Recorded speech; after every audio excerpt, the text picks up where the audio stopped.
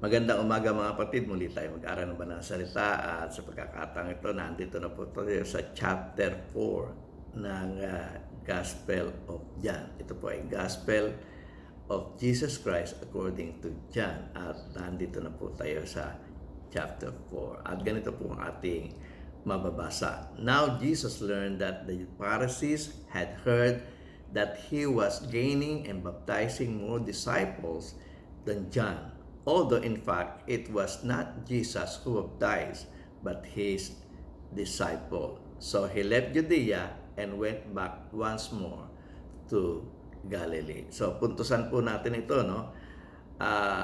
Napabalita na maraming binabautismuhan si Jesus kumpara kay John. Pero binigyan pansin ito ni John the Apostle sa kanyang letter na actually hindi si Jesus yung nagbabautismo kundi yung kanyang mga alagad. Bakit binigyan ng pansin ito ni John?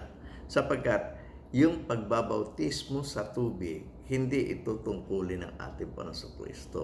Kagaya ng tungkulin ni John, no? Sabi ni John, nagbabautismo ako sa tubig. Kasi nga, ang pagbabautismong tungkulin ng Kristong darating ay yung pagbabautismo sa Espiritu Santo at sa apoy, na tulad na mababasa po natin dito po sa Luke chapter 3 verse 16. At ganito po ang ating mababasa. John answered them all, I baptize you with water.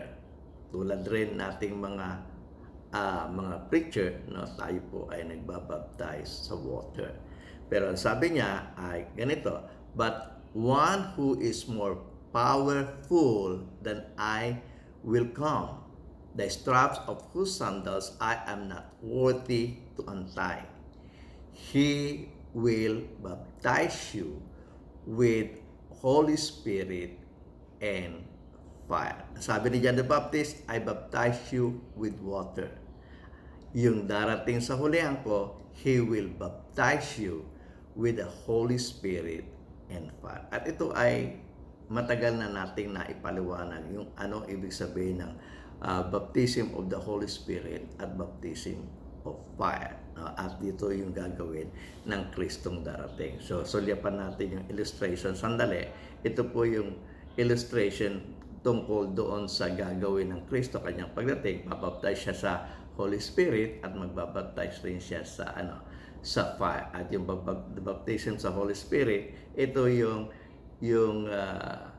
trigo ay ilalagay niya sa bangal. At yung baptism sa fire, yun po yung dayami na kanyang iipunin at ilalagay niya sa apoy na hindi mamamatay. So yung baptism of the Holy Spirit ay salvation at yung baptism of fire, yun po yung damnation. At yun yung tungkulin ng Kristong darating. Kaya nga, bagamat nagbabautismo si Jesus sa tubig, hindi po siya yung nagbabautismo sa tubig, kundi yung kanyang mga alagad. At sabi nga doon sa verse 3, so he left Judea and went back once more to Galilee. So, makikita natin sa mapa, galing siya sa Galilee. No, natatandaan niyo, merong kasalan sa Kana, no, ng Galilee. Yun po yung huling ating tagpo na makikita na galing po siya sa Galilee. Ito chapter 2. Ngayon ay bumaba siya sa Judea at pagkatapos na bumaba siya sa Judea, ngayon naman po ay paakyat muli siya sa Galilee. At dito ay madadaanan niya po yung Samaria. At ganito po yung ating mababasa dito po sa verse 4 at ito po yung ating mababasa sa NIV. Now he had to go through Samaria. So he came to a town in Samaria called Sychar, near the plot of ground Jacob had given to his son Joseph. Jacob's well was there, and Jesus, tired as he was from the journey, sat down by the well, and it was about noon. So sa verse 7, ang sabi, when a Samaritan woman came to draw water, Jesus said to her, will you give me a drink? At sa pagkakataon ito, yung kanyang mga disciples ay umalis at kumuha ng pagkain. Ang sabi sa verse 8, his disciples had gone into the town to buy food. So, nag-iisa lang ang ating Panginoon Kristo. So, verse 9 sabi, the Samaritan woman said to him, "You are a Jew, and I am a Samaritan woman. How can you ask me for a drink?" So, ang ibig sabihin ng Samaritan woman, Samaritan ako, Hudyo ka. Bakit mo ako kinakausap? Bakit ka nanghihingi ng tubig sa akin? So, kasi nga, yung kanilang tradisyon, no, yung mga Hudyo ay hindi nakikipag-associate, no, hindi nakikipag-ugnayan sa mga Samaritan. Kaya, laking gulat ng Samaritana.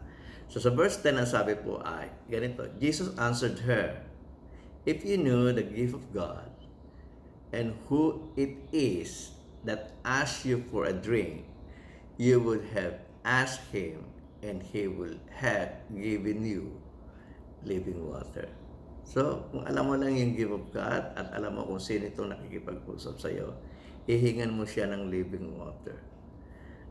So, sa verse 11, sabi ng Samaritan woman, "Sir," the woman said, "you have nothing to draw with, and the well is deep."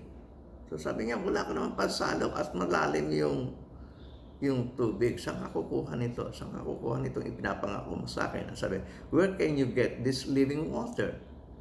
Sa verse 12, sabi, "Are you greater than our father Jacob, who gave us the well and drank from it himself, as he did also his son and his livestock?"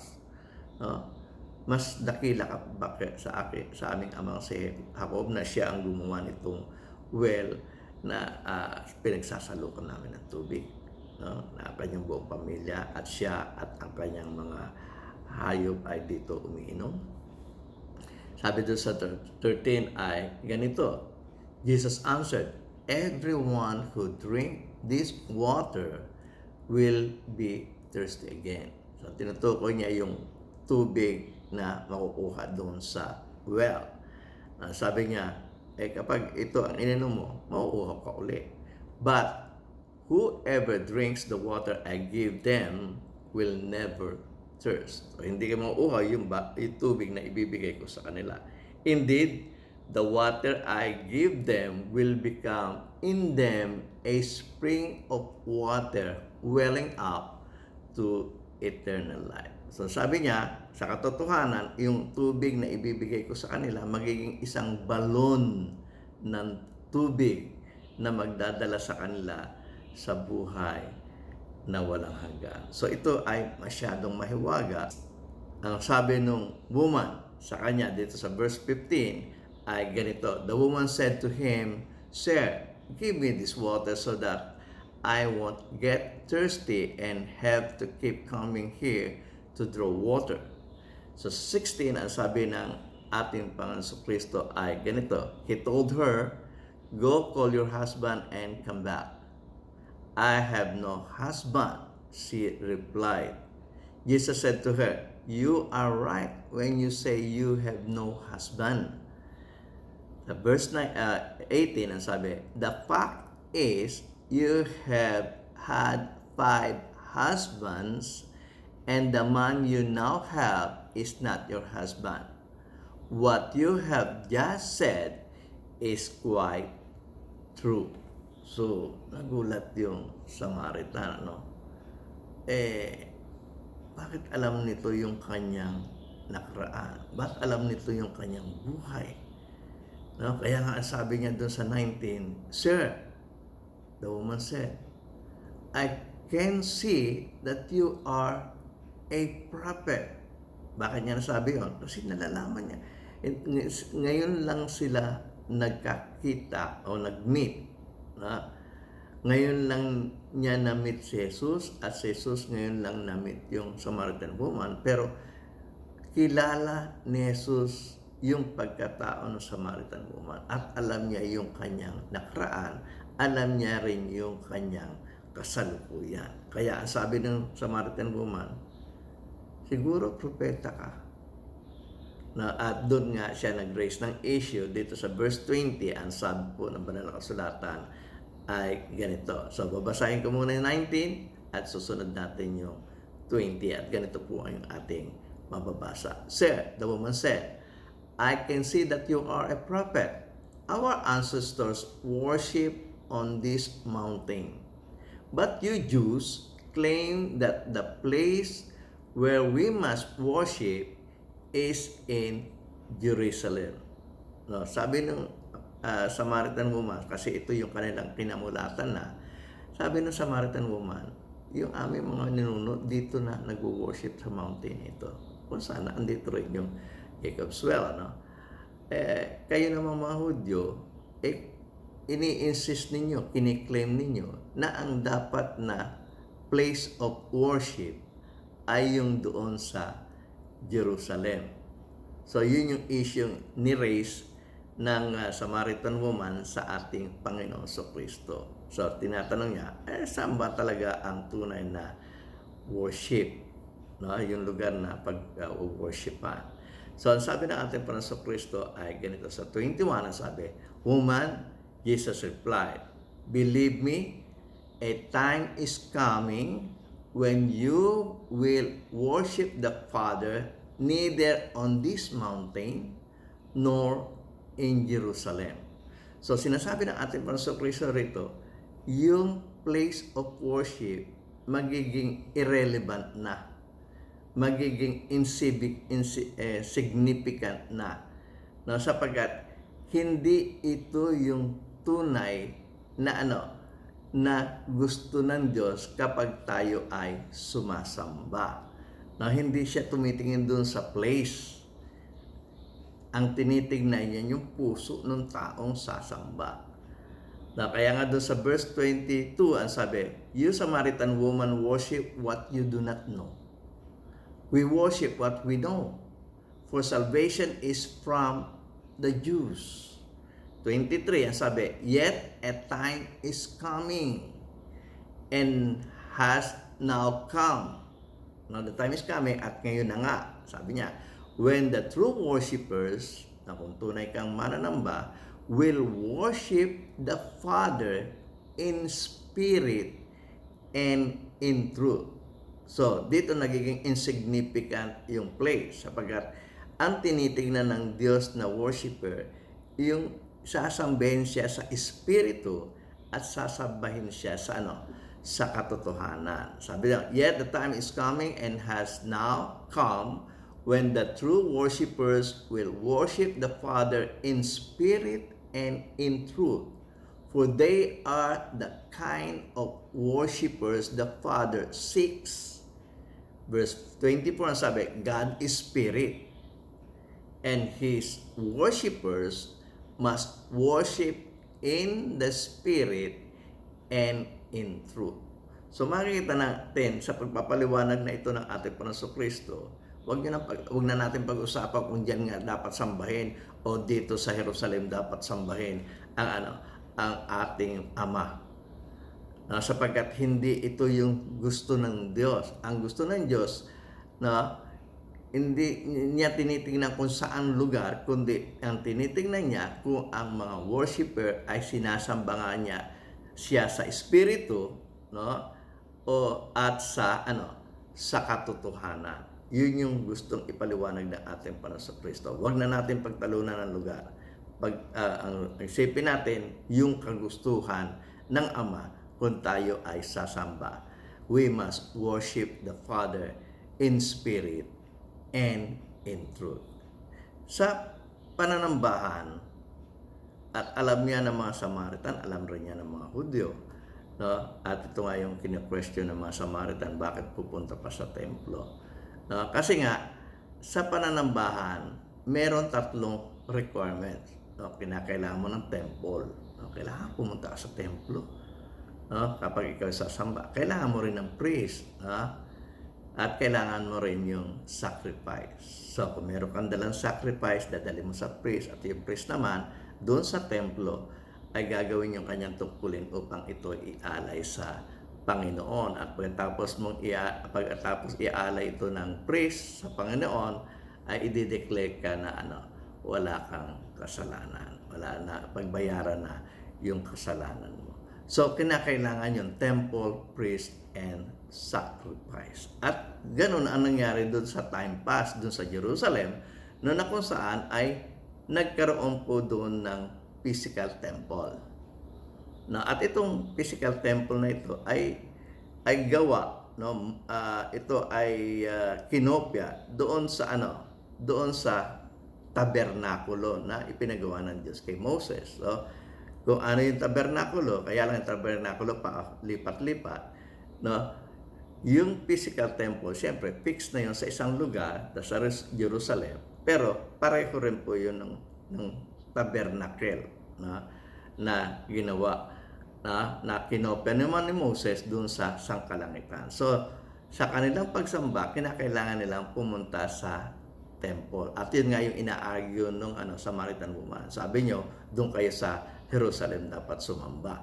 So, meron pong physical temple. At doon sa physical temple, meron pong mga nagtatrabaho doon mga priest, yung mga Levitical priest. At mula sa kanilang hanay, pumipili sila ng high priest. So, merong high priest, merong priest na naglilingkod sa mga taong sasamba at pupunta sa templo. At yung mga tao naman, magdadala, yung mga Hudyo, magdadala naman sila ng animals para sa gano'n. Ito yung kanilang ma-sacrifice para sa pagpapatawad ng kanilang mga kasalanan. So, yung temple, priest, and sacrifice, yun yung sa mga Hudyo, meron silang physical temple, meron silang Levitical priest na naglilingkod, at meron silang animal sacrifices. So, yung temple, priest, and sacrifice, nasa kanila. Nagagawa nila sapagkat yun ang requirements para sa pananambahan. Kinakailangan pumunta sa physical temple, kinakailangan pumunta sa Levitical priest, at kinakailangan kang mag-animal sacrifice. At ito ay nabago na. Sabi nga, now has come na hindi na kinakailangan yung physical temple, hindi na kinakailangan yung Levitical priest, hindi na kinakailangan yung animal sacrifices. Hindi na kinakailangan yung lugar na yan. Pero kinakailangan pa rin yung temple, priest, and sacrifice. At dito sa last days, pagdating ng ating Panginoong Jesus, siya na rin po yung naging templo, at siya na rin po, at tayo naman po yung naging templo rin. At ito yung mababasa natin doon po sa John chapter 2 verse 19. Ang sabi po ng banal na kasulatan ay ganito, Jesus answered them, destroy this temple and I will raise it again in 3 days. Ang sinasabi niya po yung kanyang katawan na tinuturing niya na templo ng Diyos. At doon po sa 1 Corinthians chapter 3 verse 16, ganito naman po yung ating mababasa.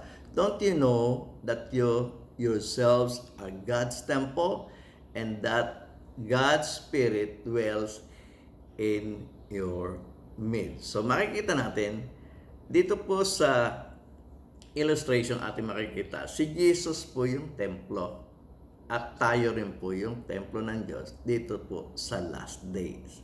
So wala na po tayo doon sa physical temple. Ito po ay shadow lamang ng reality. And reality, si Jesus mismo ang templo. Ang reality, tayo mismo ang templo ng Diyos. So, nagiging insignificant na yung yung pong place of worship. Sapagkat pwede na tayong mag-worship anywhere sapagkat tayo na mismo yung templo ng Diyos. Doon naman po makikita po natin dito sa illustration, yung priest, ang sabi po ng banal na kasulatan ay ganito na po.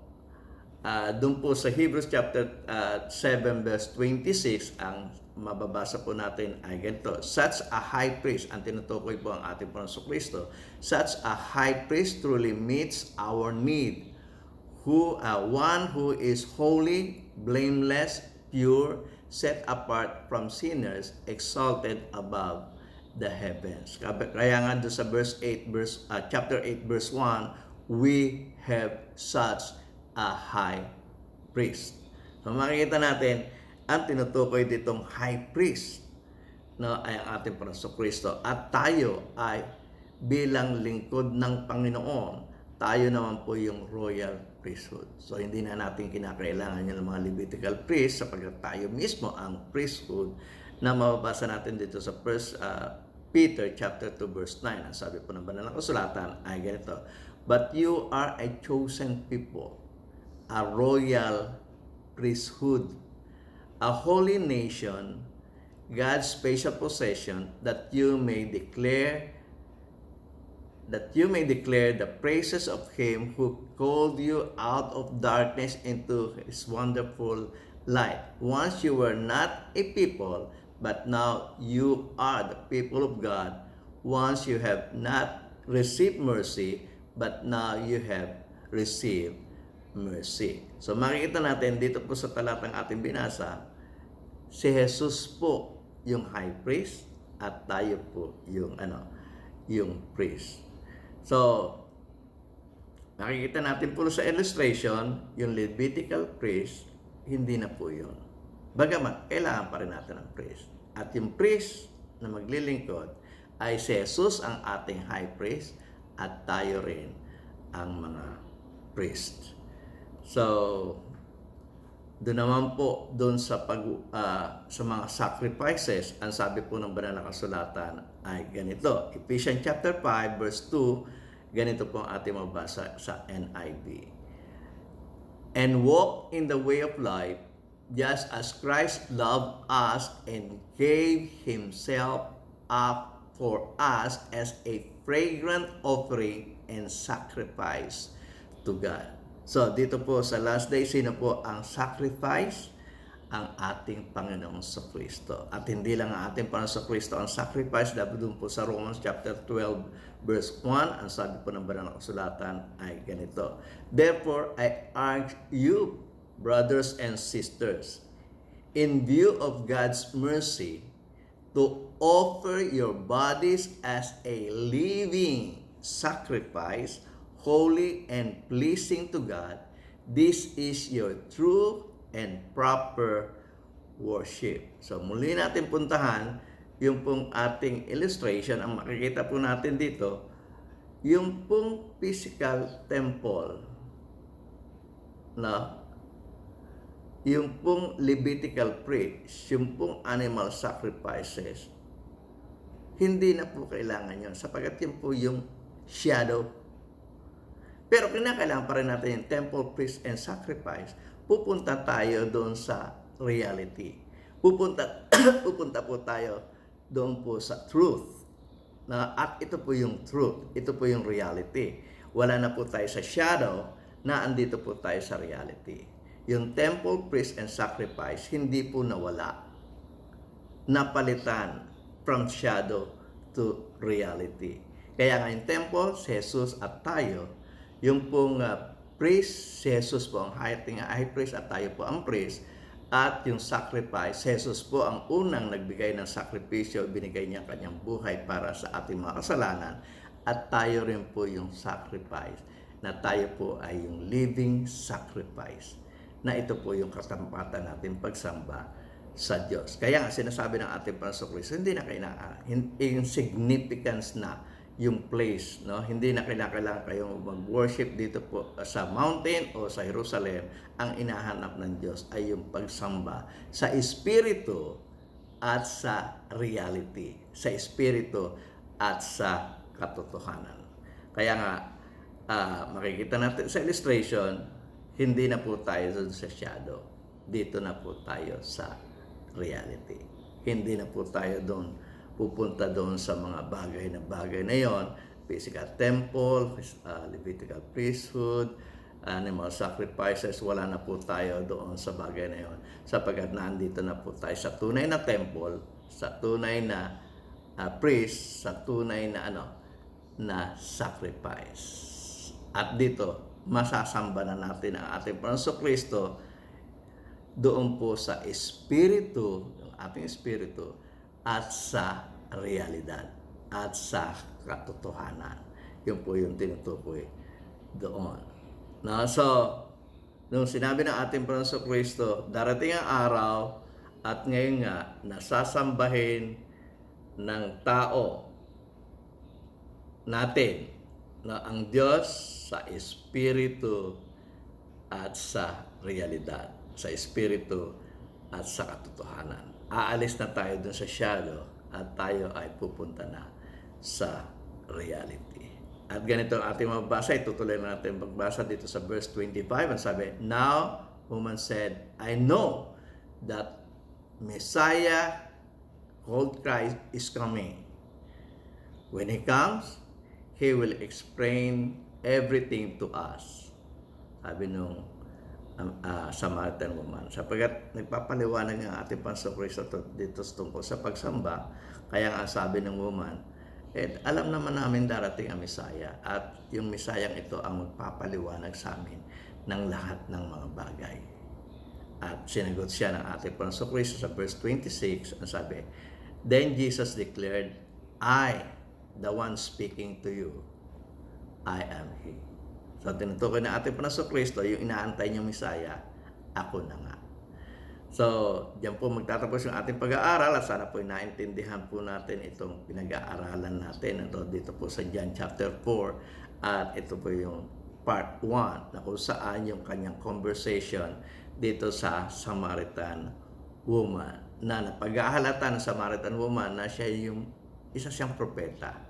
At dito po ay naipaliwanag ng ating Panginoon Kristo yung tungkol sa tunay na pagsamba.